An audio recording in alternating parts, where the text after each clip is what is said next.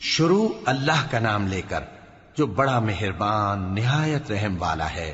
طٰہٰ، اے نبی صلی اللہ علیہ وآلہ وسلم، ہم نے تم پر قرآن اس لیے نازل نہیں کیا کہ تم مشقت میں پڑ جاؤ، مگر ہر اس شخص کی نصیحت کے لیے نازل کیا ہے جو خوف رکھتا ہے۔ یہ اس ذات کا اتارا ہوا ہے جس نے زمین اور اونچے اونچے آسمان بنائے، یعنی رحمان، جو عرش پر جلوہ افروز ہوا۔ جو کچھ آسمانوں میں ہے اور جو کچھ زمین میں ہے اور جو کچھ ان دونوں کے بیچ میں ہے اور جو کچھ مٹی کے نیچے ہے، سب اسی کا ہے۔ اور اگر تم پکار کر بات کہو تو کیا ہے، وہ تو آہستہ کہی ہوئی اور نہایت پوشیدہ بات تک کو جانتا ہے۔ اللہ وہ معبود برحق ہے کہ اس کے سوا کوئی معبود نہیں ہے، اس کے سب نام اچھے ہیں۔ اور کیا تمہیں موسیٰ کے حال کی خبر ملی ہے؟ جب انہوں نے آگ دیکھی تو اپنے گھر والوں سے کہا کہ تم یہاں ٹھہرو، میں نے آگ دیکھی ہے، میں وہاں جاتا ہوں، شاید اس میں سے میں تمہارے پاس انگارہ لاؤں یا آگ کے مقام سے اپنا رستہ معلوم کر سکوں۔ پھر جب وہ وہاں پہنچے تو آواز آئی کہ اے موسیٰ، میں تو تمہارا پروردگار ہوں، تو اپنے جوتے اتار دو، تم یہاں پاک میدان یعنی طویٰ میں ہو، اور میں نے تم کو منتخب کر لیا ہے، تو جو حکم دیا جائے اسے سنو۔ بے شک میں ہی اللہ ہوں، میرے سوا کوئی معبود نہیں، تو میری عبادت کیا کرو اور میری یاد کے لیے نماز پڑھا کرو۔ قیامت یقیناً آنے والی ہے، میں چاہتا ہوں کہ اس کے وقت کو پوشیدہ رکھوں تاکہ ہر شخص جو کوشش کرے اس کا بدلہ پائے۔ تو جو شخص اس پر ایمان نہیں رکھتا اور اپنی خواہش کے پیچھے چلتا ہے، کہیں تم کو اس کے یقین سے روک نہ دے، تو اس صورت میں تم ہلاک ہو جاؤ۔ اور اے موسیٰ، یہ تمہارے داہنے ہاتھ میں کیا ہے؟ انہوں نے کہا، یہ میری لاٹھی ہے، اس پر میں ٹیک لگاتا ہوں اور اس سے اپنی بکریوں کے لیے پتے جھاڑتا ہوں، اور اس میں میرے اور بھی کئی فائدے ہیں۔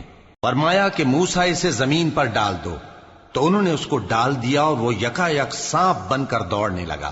فرمایا کہ اسے پکڑ لو اور ڈرنا مت، ہم اس کو ابھی اس کی پہلی حالت پر لوٹا دیں گے، اور اپنا ہاتھ اپنی بغل میں دبا لو کہ وہ کسی عیب و بیماری کے بغیر سفید چمکتا دمکتا نکلے گا۔ یہ دوسری نشانی ہے تاکہ ہم تمہیں اپنے بڑے بڑے نشانات دکھائیں۔ تم فرعون کے پاس جاؤ کہ وہ سرکش ہو رہا ہے۔ کہا، اے میرے پروردگار، اس کام کے لیے میرا سینہ کھول دے اور میرا کام آسان کر دے، اور میری زبان کی گرہ کھول دے تاکہ وہ میری بات سمجھ لیں، اور میرے گھر والوں میں سے ایک کو میرا وزیر یعنی مددگار مقرر فرما، یعنی میرے بھائی ہارون کو۔ اس سے میری کمر کو مضبوط کر اور اسے میرے کام میں شریک کر، تاکہ ہم تیری بہت سی تسبیح کریں اور تجھے کثرت سے یاد کریں، تو ہم کو ہر حال میں دیکھ رہا ہے۔ فرمایا، موسیٰ، تمہاری دعا قبول کی گئی، اور ہم نے تم پر ایک بار اور بھی احسان کیا تھا جب ہم نے تمہاری والدہ کو الہام کیا تھا جو تمہیں بتایا جاتا ہے۔ وہ یہ تھا کہ اسے یعنی موسیٰ کو صندوق میں رکھو، پھر اس صندوق کو دریا میں ڈال دو، تو دریا اس کو کنارے پر ڈال دے گا، اور میرا اور اس کا دشمن اسے اٹھا لے گا۔ اور موسیٰ، میں نے تم پر اپنی طرف سے محبت ڈال دی، اور اس لیے کہ تم میرے سامنے پرورش پاؤ۔ جب تمہاری بہن وہاں فرعون کے ہاں گئی اور کہنے لگی کہ میں تمہیں اس کا پتہ دوں جو اس کو پالے پوسے، تو اس طریق سے ہم نے تم کو تمہاری ماں کے پاس پہنچا دیا تاکہ ان کی آنکھیں ٹھنڈی ہوں اور وہ رنج نہ کریں۔ اور تم نے ایک شخص کو مار ڈالا تھا تو ہم نے تم کو غم سے نجات دی، اور ہم نے تمہاری کئی بار آزمائش کی، پھر تم کئی سال اہل مدین میں ٹھہرے رہے۔ پھر اے موسیٰ، تم ایک اندازے پر آ پہنچے اور میں نے تم کو اپنے کام کے لیے بنایا ہے، تو تم اور تمہارا بھائی دونوں ہماری نشانیاں لے کر جاؤ اور میری یاد میں سستی نہ کرنا۔ دونوں فرعون کے پاس جاؤ کہ وہ سرکش ہو رہا ہے، اور اس سے نرمی سے بات کرنا، شاید وہ غور کرے یا ڈر جائے۔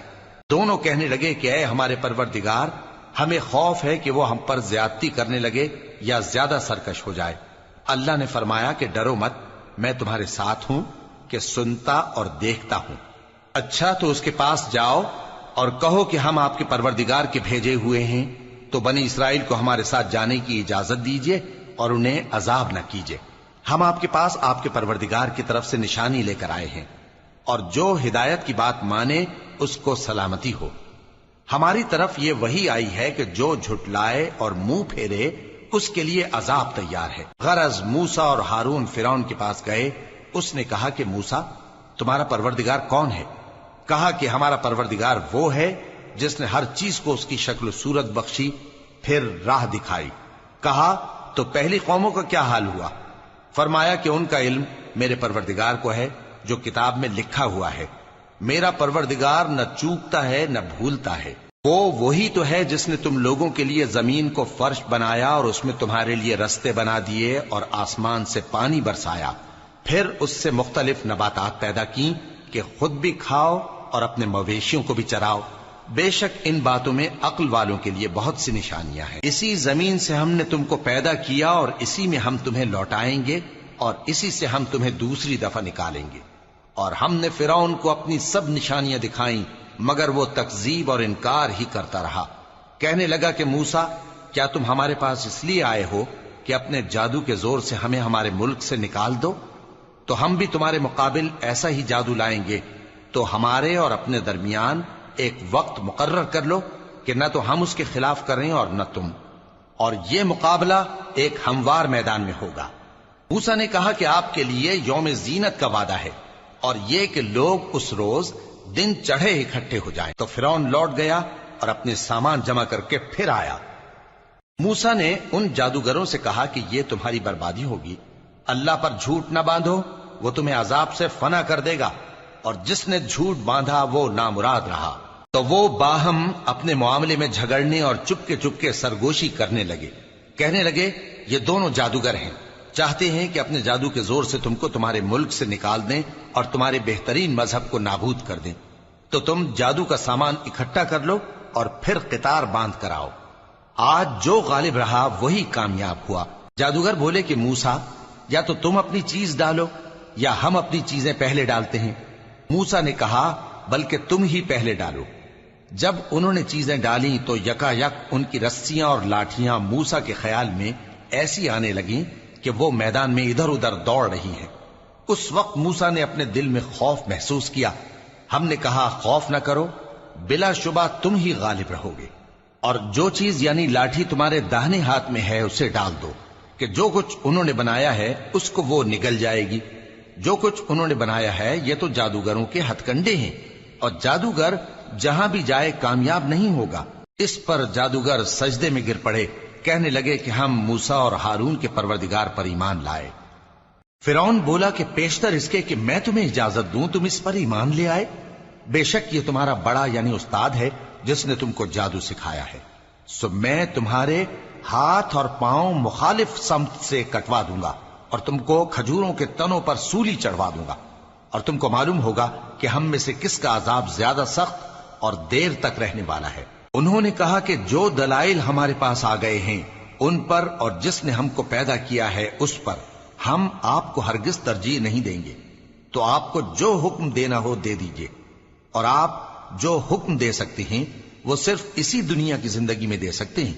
ہم تو اپنے پروردگار پر ایمان لے آئے تاکہ وہ ہمارے گناہوں کو معاف کرے، اور اسے بھی جو آپ نے ہم سے زبردستی جادو کرایا، اور اللہ سب سے اچھا ہے اور ہمیشہ باقی رہنے والا ہے۔ جو شخص اپنے پروردگار کے پاس گناہگار ہو کر آئے گا تو اس کے لیے جہنم ہے جس میں نہ وہ مرے گا نہ جیے گا، اور جو اس کے روبرو ایماندار ہو کر آئے گا اور عمل بھی نیک کیے ہوں گے تو ایسے لوگوں کے لیے اونچے اونچے درجے ہیں، یعنی ہمیشہ رہنے کے باغ جن کے نیچے نہریں بہ رہی ہیں، ہمیشہ ان میں رہیں گے، اور یہ اس شخص کا بدلہ ہے جو پاک ہوا۔ اور ہم نے موسیٰ کی طرف وہی بھیجی کہ ہمارے بندوں کو راتوں رات نکال لے جاؤ، پھر ان کے لیے سمندر میں لاٹھی مار کر خشک رستہ بنا دو، پھر تم کو نہ فرعون کے آ پکڑنے کا خوف ہوگا اور نہ غرق ہونے کا ڈر۔ پھر فرعون نے اپنے لشکروں کے ساتھ ان کا تعاقب کیا تو سمندر کی موجوں نے ان پر چڑھ کر انہیں ڈھانک لیا یعنی ڈبو دیا، اور فرعون نے اپنی قوم کو گمراہ کر دیا اور سیدھے رستے پر نہ ڈالا۔ اے آل یعقوب، ہم نے تم کو تمہارے دشمن سے نجات دی اور تورات دینے کے لیے تم سے کوہ طور کی داہنی جانب مقرر کی، اور تم پر من اور سلوہ نازل کیا، اور حکم دیا کہ جو پاکیزہ چیزیں ہم نے تم کو دی ہیں ان کو کھاؤ اور اس میں حد سے نہ نکلنا، ورنہ تم پر میرا غضب نازل ہوگا، اور جس پر میرا غضب نازل ہوا وہ ہلاک ہو گیا۔ اور جو توبہ کرے اور ایمان لائے اور عمل نیک کرے پھر سیدھے رستے چلے اس کو میں بخش دینے والا ہوں۔ اور اے موسیٰ، تم نے اپنی قوم سے آگے چلے آنے میں کیوں جلدی کی؟ کہا وہ میرے پیچھے آ رہے ہیں، اور اے میرے پروردگار میں نے تیری طرف آنے کی جلدی اس لیے کی کہ تو خوش ہو جائے۔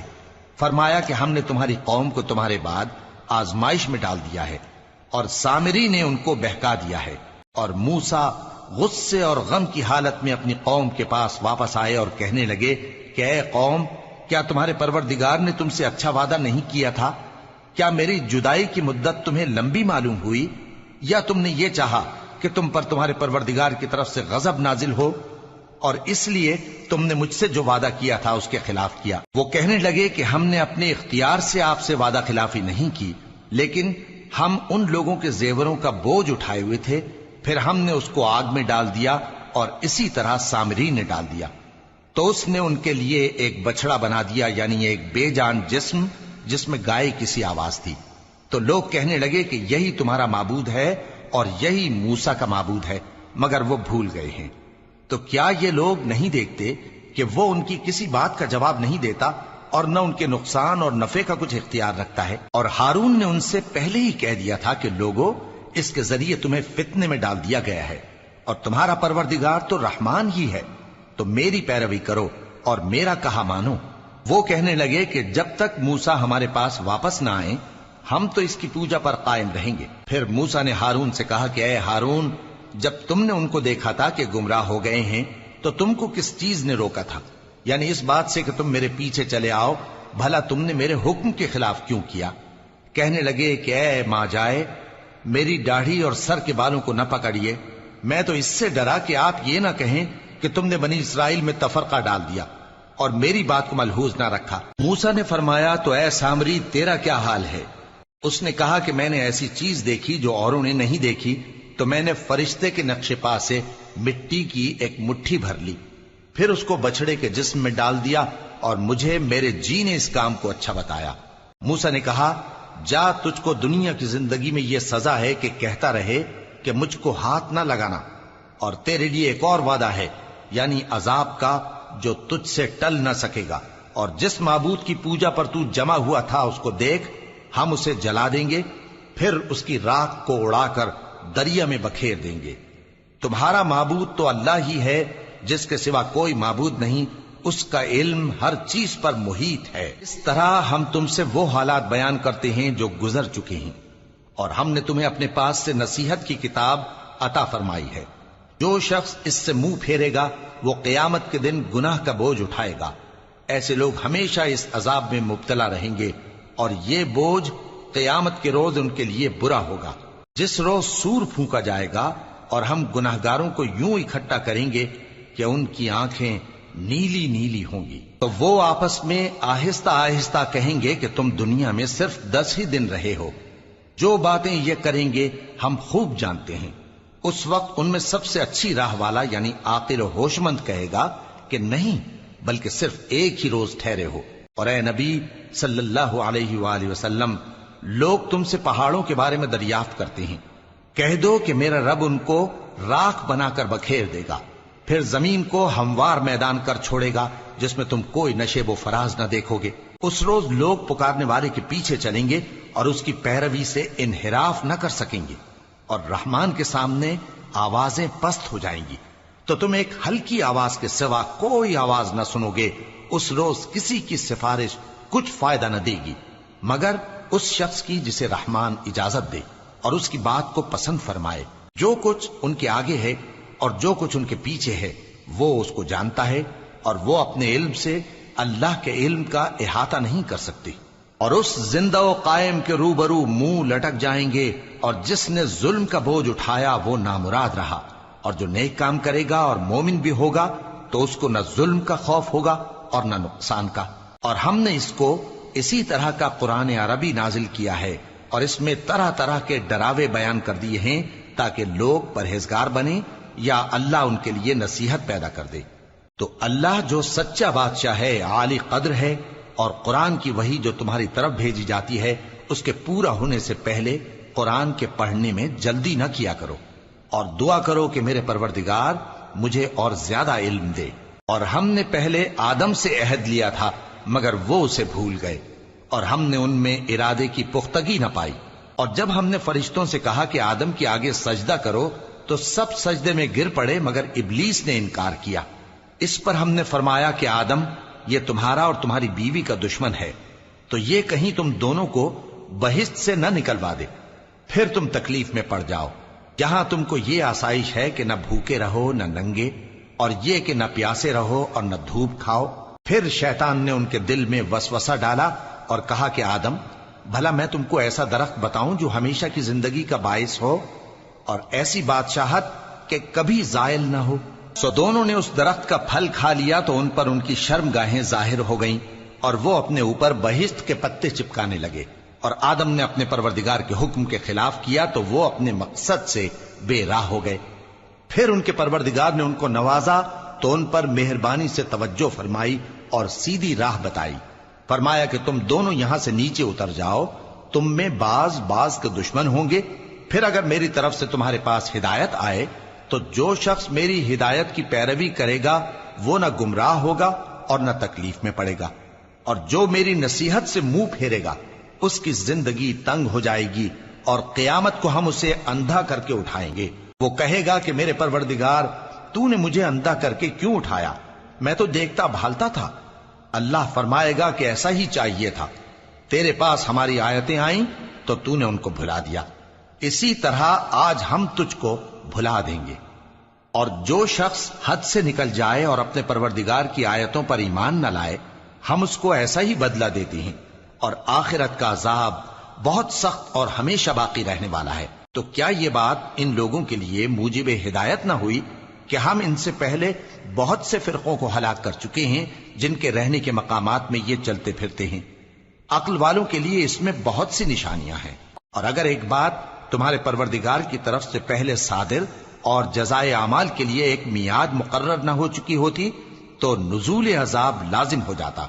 پس جو کچھ یہ بکواس کرتے ہیں اس پر صبر کرو، اور سورج کے نکلنے سے پہلے اور اس کے غروب ہونے سے پہلے اپنے پروردگار کی تسبیح و تحمید کیا کرو، اور رات کی کچھ گھڑیوں میں بھی اس کی تسبیح کیا کرو، اور دن کے مختلف اوقات یعنی دوپہر کے وقت بھی، تاکہ تم خوش ہو جاؤ۔ اور کئی طرح کے لوگوں کو جو ہم نے دنیا کی زندگی میں آرائش کی چیزوں سے نوازا ہے تاکہ ان کی آزمائش کریں، ان پر نگاہ نہ کرنا، اور تمہارے پروردگار کی عطا فرمائی ہوئی روزی بہت بہتر اور باقی رہنے والی ہے۔ اور اپنے گھر والوں کو نماز کا حکم کرو اور اس پر قائم رہو۔ ہم تم سے روزی کے خواستگار نہیں، بلکہ تمہیں ہم روزی دیتے ہیں، اور نیک انجام اہل تقوی کا ہے۔ اور کہتے ہیں کہ یہ پیغمبر اپنے پروردگار کی طرف سے ہمارے پاس کوئی نشانی کیوں نہیں لائے؟ کیا ان کے پاس پہلی کتابوں کی نشانی نہیں آئی؟ اور اگر ہم ان کو پیغمبر کے بھیجنے سے پیشتر کسی عذاب سے ہلاک کر دیتے تو یہ کہتے کہ اے ہمارے پروردگار، تو نے ہماری طرف کوئی پیغمبر کیوں نہ بھیجا کہ ہم ذلیل اور رسوا ہونے سے پہلے تیرے احکام کی پیروی کرتے۔ کہہ دو کہ سب نتائج اعمال کے منتظر ہیں، سو تم بھی منتظر رہو، ان قریب تم کو معلوم ہو جائے گا کہ دین کے سیدھے رستے پر چلنے والے کون ہیں اور جنت کی طرف راہ پانے والے کون ہیں۔ ہم